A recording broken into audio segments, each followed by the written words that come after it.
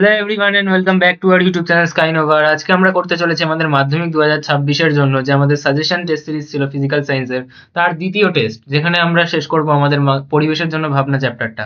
পরিবেশের জন্য ভাবনা চ্যাপ্টার থেকে এখানে যে যে প্রশ্নগুলো দেওয়া থাকবে সেই প্রশ্নের থেকেই তোমাদের মাধ্যমিক 2026-এর প্রশ্ন আসবে। এই নিয়ে তোমরা নিশ্চিন্ত থাকো। প্রশ্নগুলো ভালো করে সলভ করো। ডেসক্রিপশন বক্সে টেস্টের পিডিএফ দেওয়া আছে, নিজের থেকে আগে গিয়ে অ্যাটেম্প্ট করো, দেখো প্রশ্নগুলো নিজেরা পারছো কিনা, তারপর এই ভিডিও সলিউশনটা দেখো। ঠিক আছে? যে জিনিসগুলো বুঝিয়ে দেবো সেগুলো ভালো করে বুঝে নিও। সত্যি বলতে এই চ্যাপ্টারে বেশিরভাগ জিনিসটা আমাদের মুখস্থ করার জিনিস, তাই এই চ্যাপ্টারে মেনলি যেগুলো একটু বোঝার জিনিস আছে, যেরকম আমাদের ওজোন গ্যাসের ক্ষয় কিভাবে হয়, আমাদের NOx মানে নাইট্রোজেন ডাই অক্সাইড, নাইট্রোজেনের যে বিভিন্ন অক্সাইডগুলো আছে সেগুলো কিভাবে আমাদের ক্ষতি করছে, এই বিষয়গুলো একটু বোঝার আছে। বাদবাকি মোটামুটি চ্যাপ্টারটা আমাদের মুখস্থ বিদ্যার। তো যে প্রশ্নগুলো বলে দেবো সেগুলো বেশিরভাগ তোমাদের মুখস্থ করতে হবে, আর বাদবাকিটা আমরা একটু যেটুকু বোঝার পাঠ আছে সেটুকু বুঝিয়ে দেবো। বোঝা গেল? তো শুরু করা যাক আজকে আমাদের এই সেশনটা। তো সবার প্রথমে আমরা চলে আসবো আমাদের যে এমসিকিউ, সেই এমসিকিউ এর উপর। প্রথম এমসিকিউটা কি বলছে? প্রথম এমসিকিউ বলছে প্রদত্ত কোন গ্যাসটি ওজোন স্তর ক্ষয় করতে সাহায্য করে? ওজোন স্তর ক্ষয় করে কারা? আমাদের দুজন, একটা হচ্ছে আমাদের সিএফসি আর একটা হচ্ছে আমাদের এনওএক্স। ঠিক আছে? এনওএক্স বলতে কি, একটু এটাকে অ্যাডজাস্ট করি।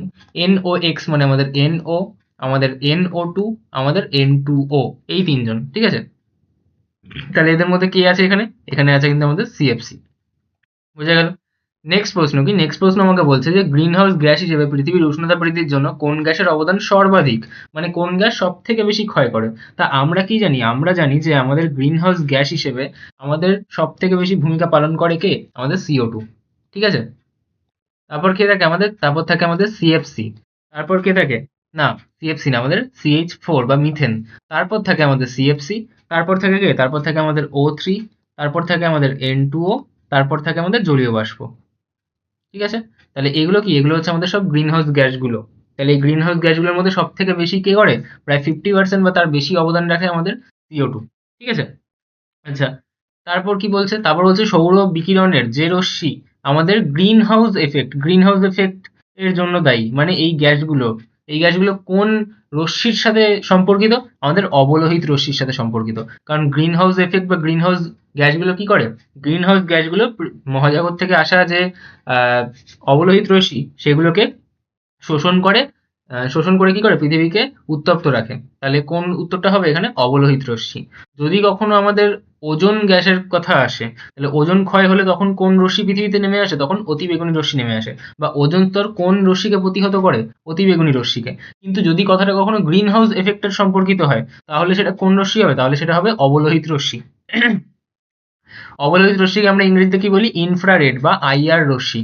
এবং অতিবেগুনিকে আমরা কি বলি? UV রে বা আল্ট্রাভায়োলেট রশ্মি। আচ্ছা, তারপরের প্রশ্ন কি?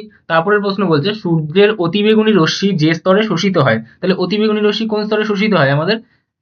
স্তর বলছে তো, তাহলে আমরা কি বলবো? স্ট্র্যাটোস্ফিয়ার। তাহলে কি বলবো? স্ট্র্যাটোস্ফিয়ার। কেন? কারণ স্ট্র্যাটোস্ফিয়ারে কে থাকে? স্ট্র্যাটোস্ফিয়ারে থাকে আমাদের ওজোন স্তর। আর ওজোন স্তরই তো এখানে কি করে? শোষণ করে বা প্রতিফলিত করে দেয়। ঠিক আছে? তাহলে কি বলবো? এটাকে স্ট্র্যাটোস্ফিয়ার বলবো। তারপরের প্রশ্ন কি বলছে যে প্রদত্ত কোন গ্যাসটি ভূপৃষ্ঠ থেকে বিকিরিত দীর্ঘ তরঙ্গ দৈর্ঘ্য বিশিষ্ট অবলোহিত রশ্মি? তাহলে কোন কোন গ্যাসটি? আমাদের গ্রিন হাউস গ্যাস। তাহলে এর উত্তর কি হবে?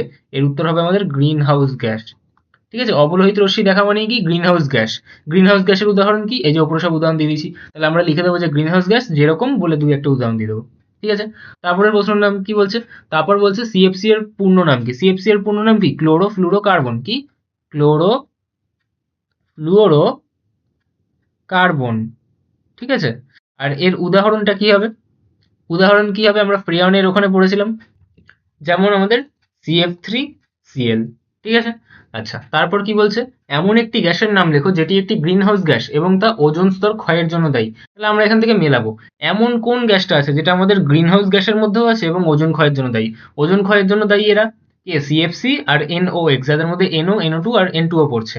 আবার এখানে আমাদের গ্রিন হাউস গ্যাসের মধ্যে কি আছে? এই যে NO2 টা কমন। NO2 আমাদের গ্রিন হাউস গ্যাস, আবার NO2 আমাদের কি? ওজোন স্তর ক্ষয় করে। তাহলে এই উত্তরটা কি হবে? এই উত্তরটা হবে আমাদের কিন্তু এন সরি N2O। NO2 বলেছিলাম বোধহয় ভুল করে। তাহলে কি হবে? এটা N2O। তারপরে বলছে বায়ুমণ্ডলের নিম্নতম স্তরে, নিম্নতম স্তর মানে কি? নিম্নতম স্তর মানে আমাদের ট্রোপোস্ফিয়ার। ঠিক আছে? তাহলে আমাদের কি বলছে? ট্রোপোস্ফিয়ারে প্রতি 1 কিলোমিটার মানেই কি? 1 কিলোমিটার মানেই কিন্তু এটাকে 1000 মিটার বলে আসতে পারতো, যেটা আমাদের মাধ্যমিকে একবার এসছে। 1000 মিটার বা 1 কিলোমিটার উচ্চতা বৃদ্ধিতে উষ্ণতার কিরূপ পরিবর্তন ঘটে? আমরা কি বলবো? আমরা বলবো যে 6.5 ডিগ্রি সেলসিয়াস উষ্ণতা কি হ্রাস পায়। আমি উত্তরটা কি বলবো? যে বায়ুমণ্ডলের নিম্নতম স্তর অর্থাৎ ট্রোপোস্ফিয়ারে প্রতি 1 কিলোমিটার উচ্চতা বৃদ্ধিতে উষ্ণতা 6.5 এটা, হ্যাঁ, 6.5 ডিগ্রি সেলসিয়াস হ্রাস পায়। ঠিক আছে?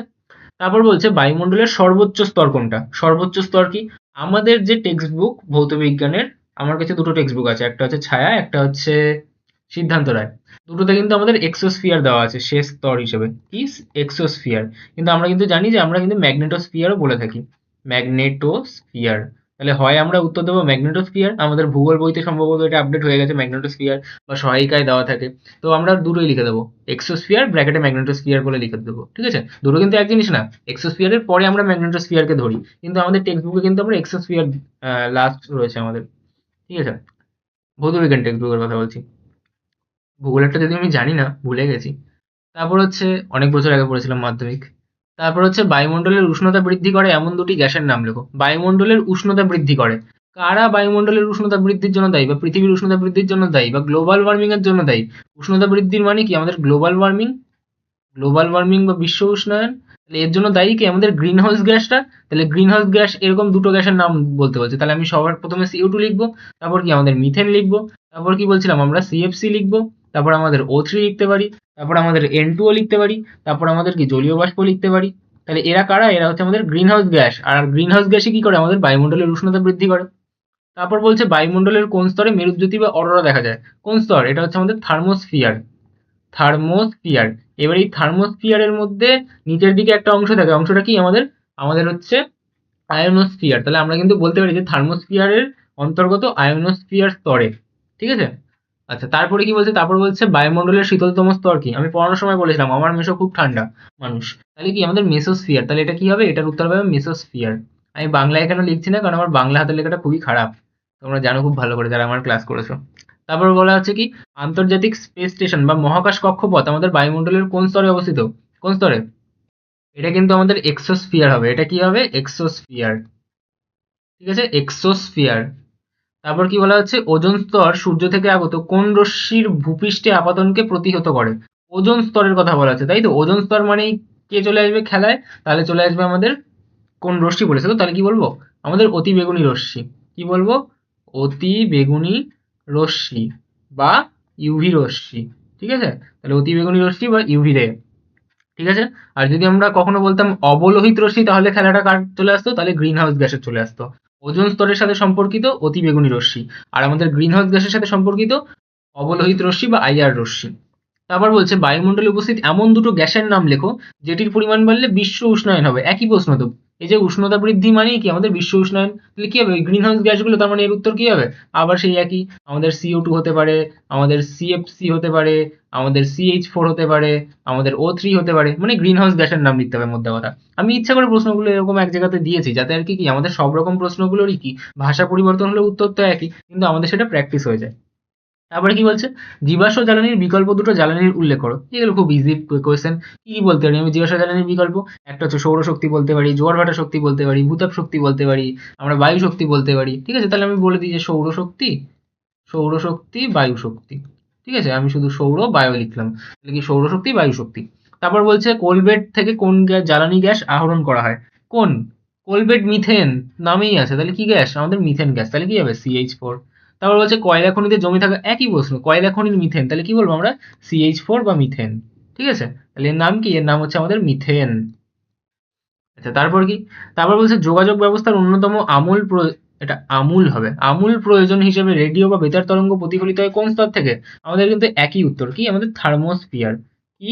আমাদের থার্মোস্ফিয়ার।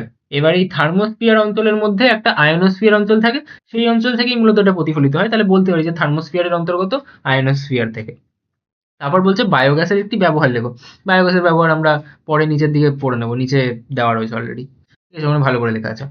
বা ওই একটা করে বায়োগ্যাসের ব্যবহার আমরা লিখে দিতেই পারি, যে জ্বালানি রূপে, আলো জ্বালাতে, ঠিক আছে? তারপর বিদ্যুৎ উৎপাদন করতে, দূষণ নিয়ন্ত্রণে, এইসব কাজগুলোর জন্য আমরা কি করি? বায়োগ্যাস ইউজ করি। ঠিক আছে? তারপর বলছে দুটি জীবাশ্ম জ্বালানির উদাহরণ দাও। জীবাশ্ম জ্বালানির উদাহরণ কি? আমাদের পেট্রোল, কয়লা, এগুলো। ঠিক আছে? আমি আর লিখলাম না। তারপর বলছে কি, তারপর বলছে কয়লা, কাঠ, চারকোল, কেরোসিন, এলপিজি এদের মধ্যে সর্বাধিক তাপন মূল্য কার? আমরা তাপন মূল্যের একটা ছক লিখিয়ে দিয়েছিলাম, ঠিক আছে, বা আমি যখন পড়িয়েছিলাম তখন আমি একবারে ক্রমটা করে দিয়েছিলাম। ওখানে আমাদের যে লিস্টটা ছিল ওই লিস্টের মধ্যে কি হতো, সব থেকে কম তাপন মূল্য কার ছিল? সব থেকে কম তাপন মূল্য ছিল ঘুটের।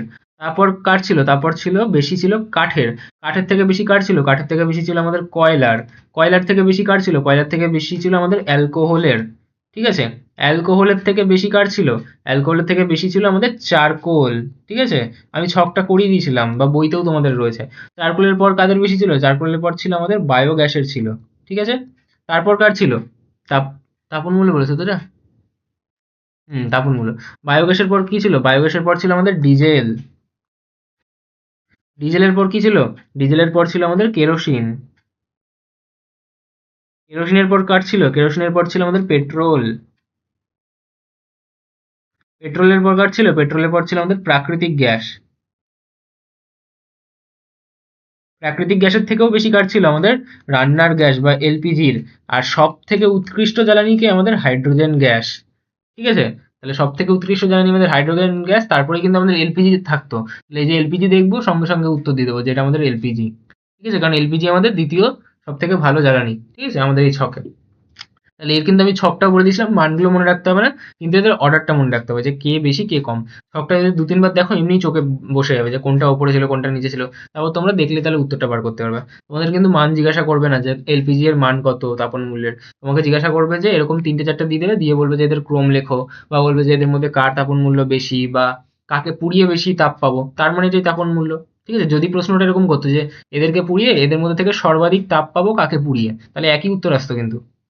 তারপর বলা হচ্ছে কি, জ্বালানিতে কিসের পরিমাণ বেশি থাকলে তা ভালো জ্বালানি হয়ে থাকে? আমাদের হাইড্রোজেনের পরিমাণ বেশি হয়ে থাকলে। কারণ হাইড্রোজেন কি আমাদের সব থেকে উৎকৃষ্ট গ্যাস।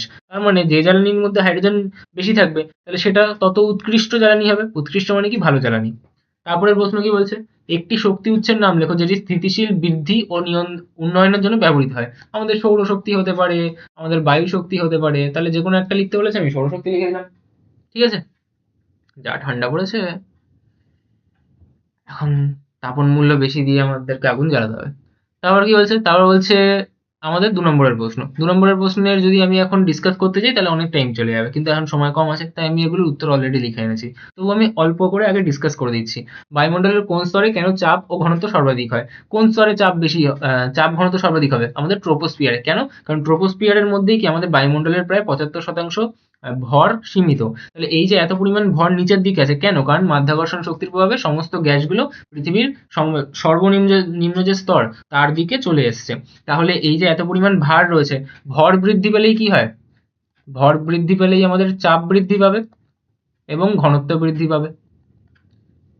এই স্তরের কিন্তু আয়তনটাও বেশি না, মাত্র ১২ কিলোমিটার। ঠিক আছে, তাই জন্য যদি আমাদের কখনো আয়তন কম হয়, আয়তন কম হলেও কি হয়? আমাদের ঘনত্ব বৃদ্ধি পায়। আমি আমার যে ভিডিও লেকচার ছিল এই চ্যাপ্টারের উপর সেখানে কিন্তু খুব ভালো করে বুঝিয়েছি এগুলো। ঠিক আছে, তো এত ডিটেলসে লিখতে হবে না, আমাদের আয়তনের কনসেপ্টটা না লিখলেও হবে।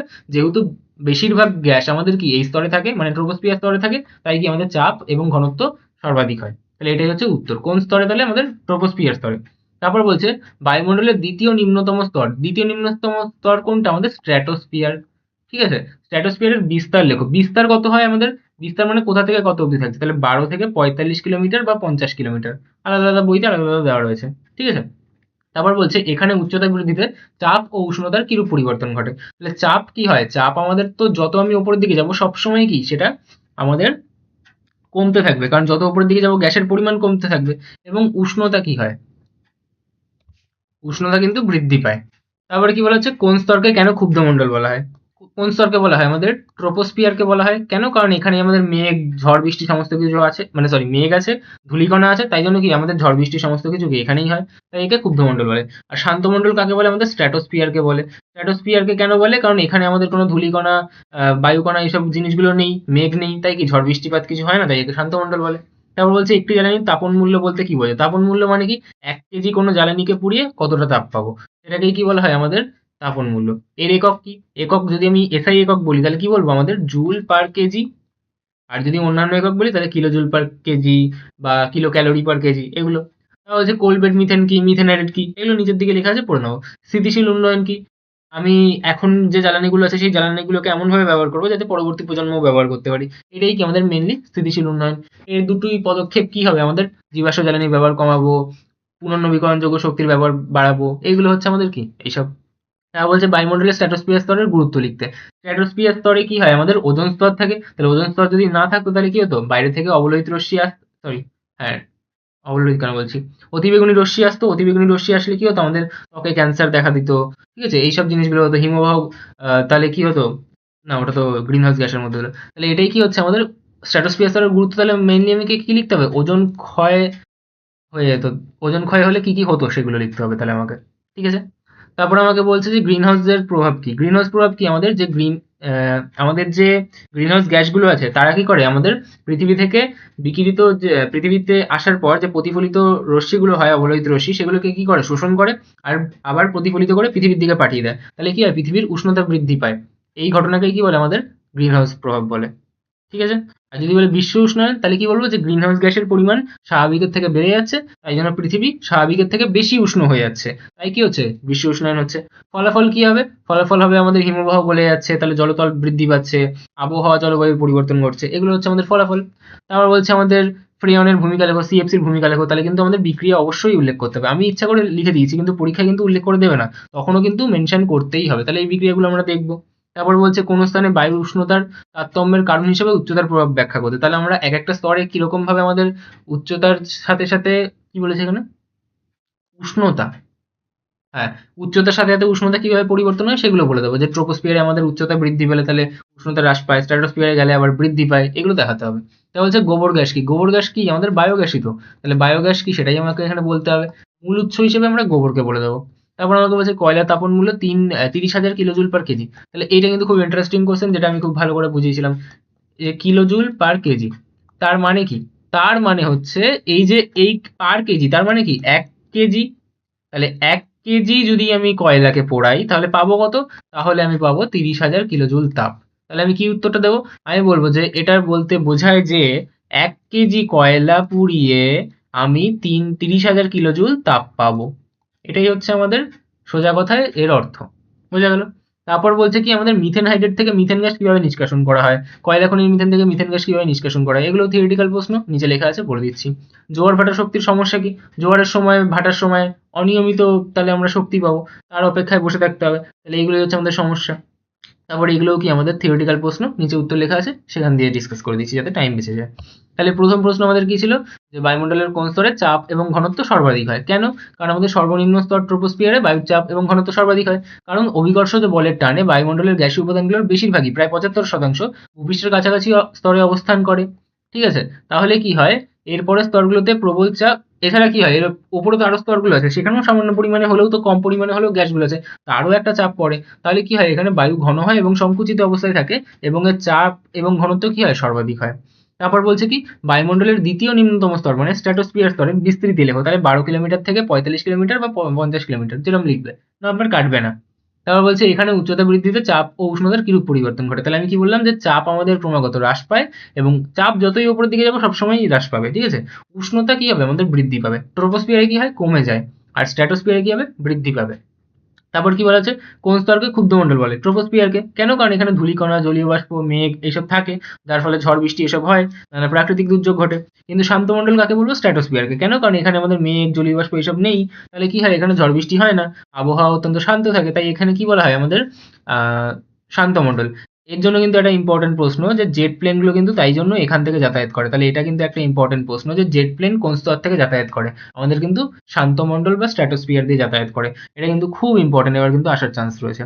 তারপর কি বলছে, যে একটি জ্বালানির তাপন মূল্য বলতে কি বোঝো, তাহলে ওই যে 1 কেজি, আহ, ও 1 কেজি কোনো কঠিন বা তরল জ্বালানি সম্পূর্ণ দহনে, মানে পুরোটা পোড়াচ্ছি, তাহলে কি হচ্ছে, আমাদের যে পরিমাণ তাপ শক্তি তৈরি হয় তাকে আমরা কি বলি, তাপন মূল্য বলি। এবার যদি ওটা কোনো গ্যাসীয় হয় তাহলে আমরা 1 কেজির জায়গায় 1 ঘনমিটার বলে দিই। ঘনমিটার মানে কি 1 মিটার কিউব, ঠিক আছে। তাহলে গ্যাসীয় জ্বালানি হলে কি বলবো, 1 ঘনমিটার বলে দেবো।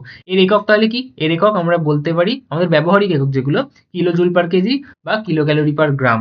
যদি আমরা এর এসআই একক বলতে চাই তাহলে কি করব, তাহলে কিন্তু আমি করব জুল পার কেজি, কারণ জুল হচ্ছে আমাদের তাপ শক্তির একক এসআইতে, এবং কিলোগ্রাম কি আমাদের ভরের একক এসআইতে।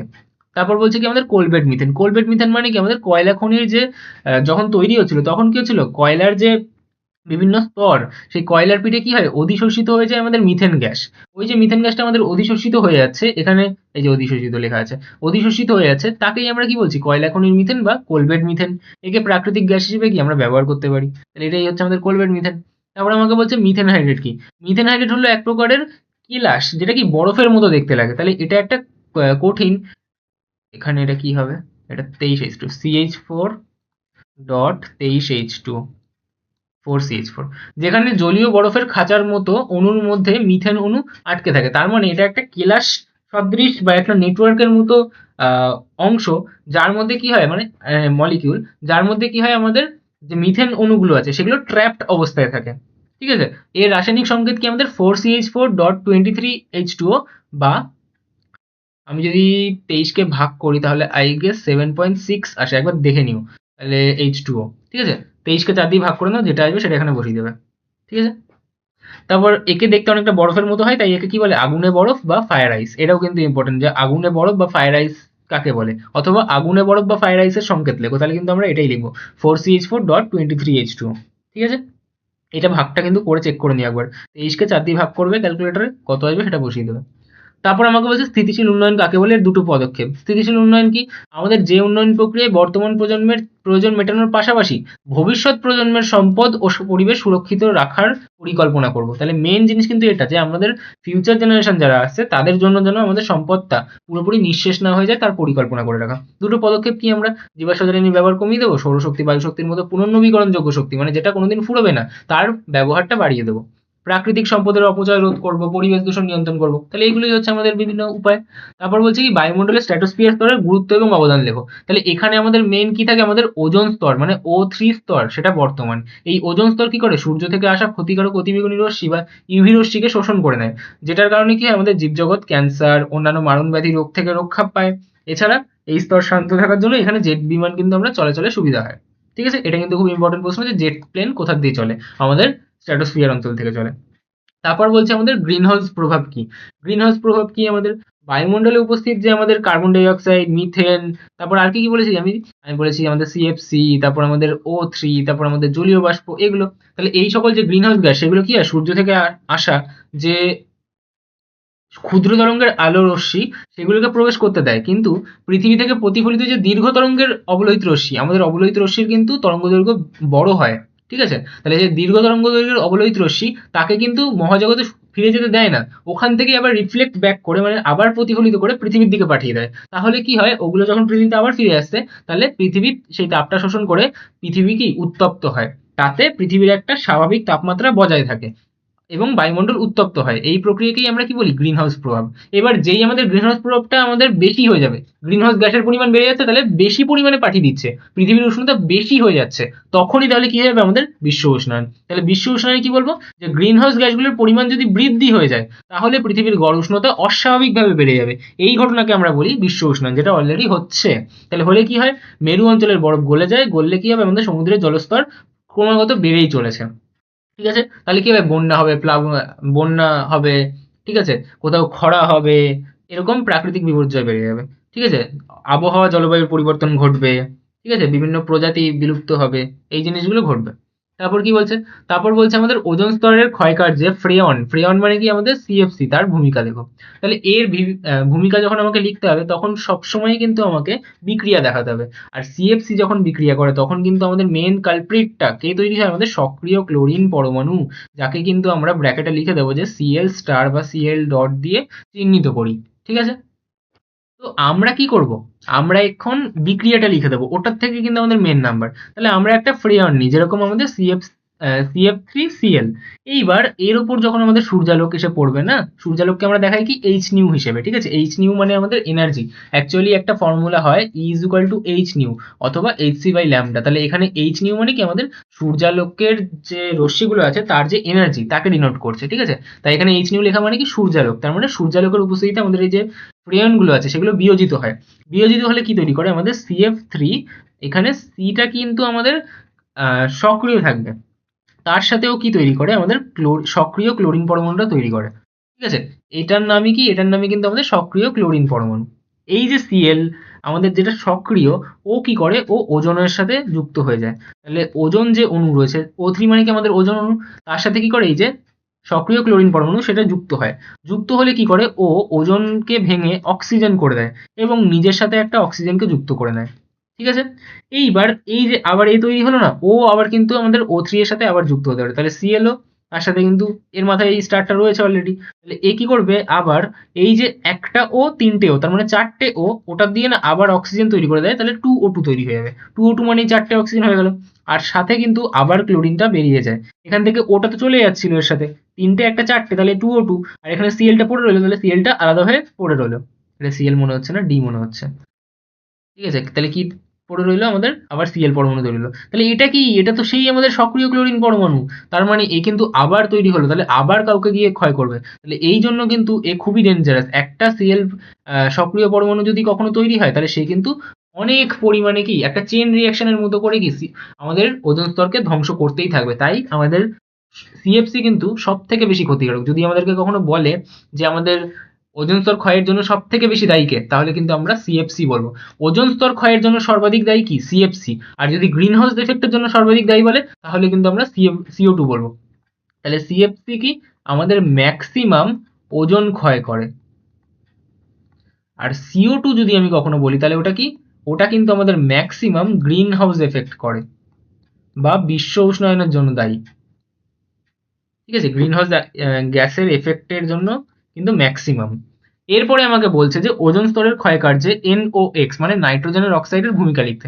এটাও তাহলে আমাকে একইভাবে উত্তর দিতে হবে। আমি বলবো যে স্ট্র্যাটোস্ফিয়ারে নাইট্রোজেনের অক্সাইডগুলো বিশেষত NO ওজোন স্তরের সাথে বিক্রিয়া করে ওজনকে অক্সিজেনে রূপান্তরিত করে। এবার আমাকে বিক্রিয়াটা দেখাতে হবে, সেটাতেই আমার মেন নাম্বার। তো এখানে বিক্রিয়াটা মেনলি কি হয়, এখানে বিক্রিয়াটা যেটা হয়, আমাদের যে NO রয়েছে, ও চলে যায় আমাদের ওজনের কাছে। এবার ওজনের কাছে গেলে কি করবে, ও সবসময় ওজনকে ভাঙলে আমরা কি তৈরি করি, অক্সিজেন তৈরি করি। তাহলে ও কি তৈরি করে দেয়, অক্সিজেন তৈরি করে। সাথে কাকে তৈরি করে, সাথে তৈরি করে আমাদের NO2 কে। এবার আমরা একটা জিনিস জানি যে আমাদের যখন O3, যে আমাদের ওজোন অণু, সেটা যখন আমাদের ইউভি রশ্মির প্রভাবে আসে। কিরকম ইউভি রশ্মি, যাদের কিন্তু আমাদের ল্যামডা মানে আমাদের কি তরঙ্গ দৈর্ঘ্য less than or equal to 400 nanometre বা 300 350 ন্যানোমিটার এরকম। মানে মোটামুটি ওটা একটা রেঞ্জে থাকে, যেটা আমরা বলতে পারি যে 315 থেকে 400 ন্যানোমিটারের মধ্যে। মানে মধ্যে কথা, দীর্ঘ তরঙ্গ দৈর্ঘ্য বিশিষ্ট আমাদের যে ইউভি রশ্মি, তার প্রভাবে যখন আসে, তখন কিন্তু ওটা ভেঙে O2 আর O তৈরি করে। ঠিক আছে?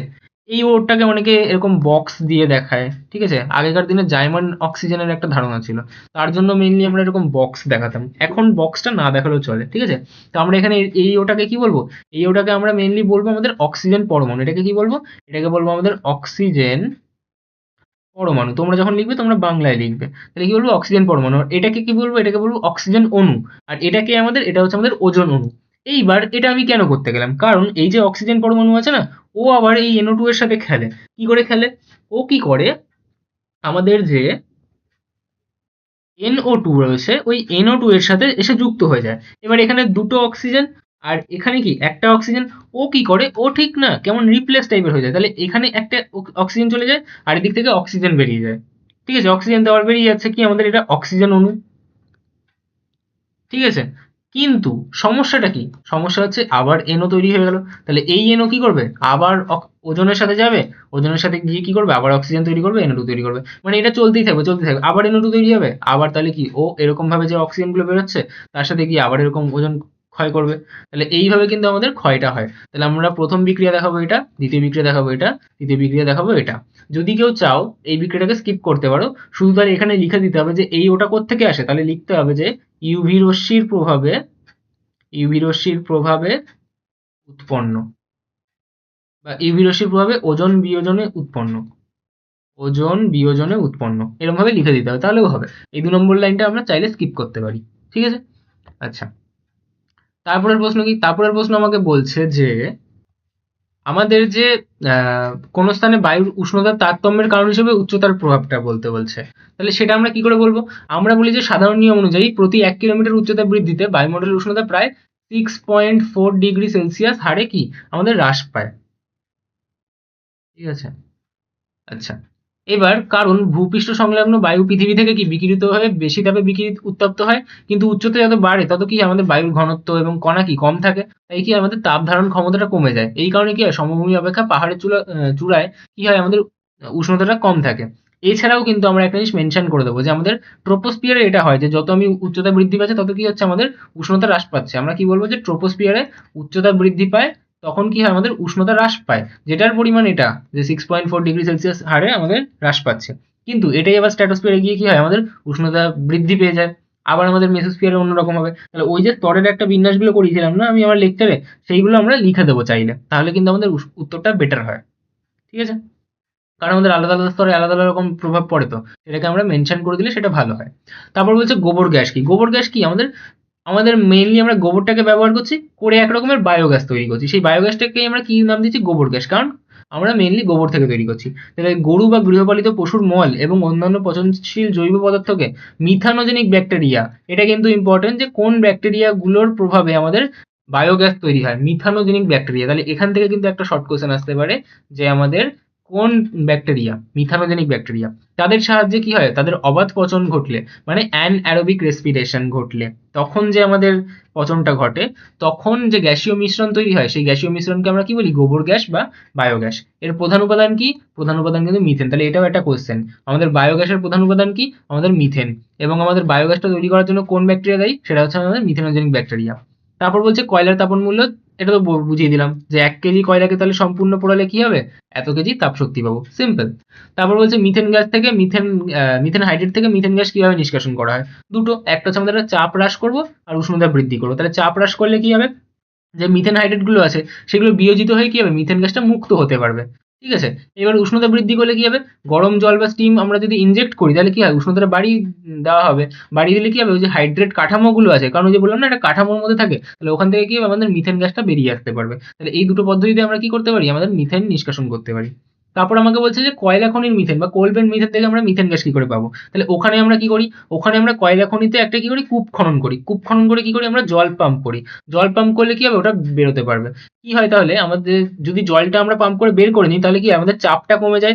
যেই চাপটা কমে যাবে তাহলে কি হয়, যে ওদের যে অধিশোষিত গ্যাসগুলো থাকে সেই গ্যাসগুলো কি হয়, আমাদের কূপের মাধ্যমে উপরে উঠে যাবে। এবার যেই গ্যাসগুলো উপরের দিকে উঠে আসবে তাহলে তখন ওখান থেকে আমরা কি করবো, গ্যাসটাকে নিষ্কাশন করে নেবো।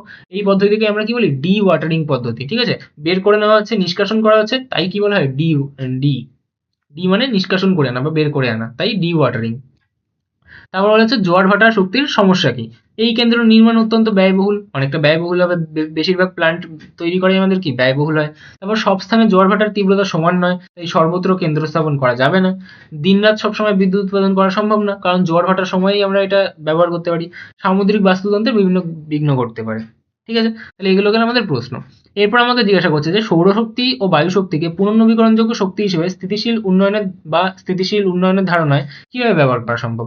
তা আমরা কি মেনশন করব, আমরা মেনশন করব যে সৌরশক্তি বা বায়ু শক্তি কোনোদিন শেষ হবে না, কারণ এর যে উৎস সেটা কি সীমিত নয়, তাই একে কি বলা হয়, পুনর্নবীকরণযোগ্য শক্তি।